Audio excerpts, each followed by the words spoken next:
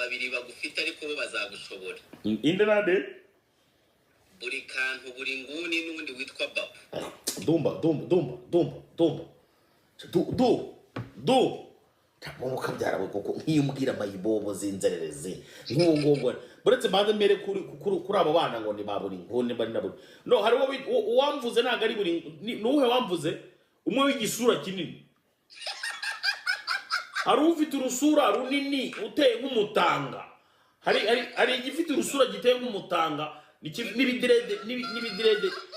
nibidirede byaboze nicyo cyamvuze hari akandi kana gatoya ko nawe kigeze kamvuga ushaka arakandi kanasetsa cyane ugiye gutandukanya oya kariya kandi nakana keza sha kandi nakana keza ariko ari igiteye nk'umutanga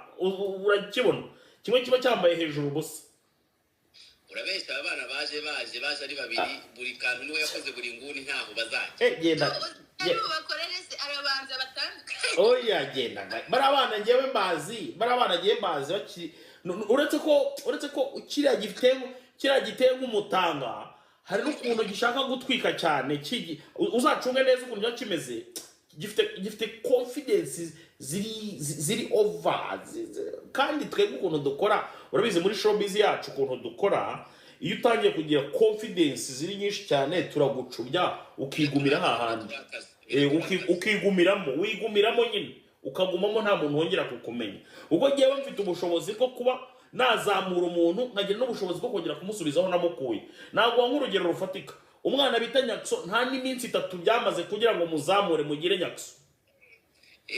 subizi no ubu ameze nk'uri mu kigo ngororamuco arimo ariga gake arimo ariga gusa Nyakso ni umukomediye wa mbere mu gihugu icyo cyo kimenye ube ukizi njyewe narinze kubona confidence buri kantu na buri nguni bari bafite nahise mbahamagara kuri telefone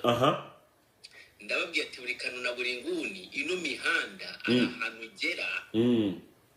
ukaba udashobora kurenga aho ngaho ugomba kugenda gahoro none urakoze cyane barambwira ngo babyumvishe nyuma y'iminsi 2 mbona baskweje icyogere mu nkuba hariya bari bakoze ku gituba kingwe neza hari ubukoze ku gituba kingwe neza uri kumva du iyo ubundi umenyereye gato ubukoze ku gituba kimwe nuko umwe ngo bari abana ikintu nakubwiye sinabikubwiye nka ruriya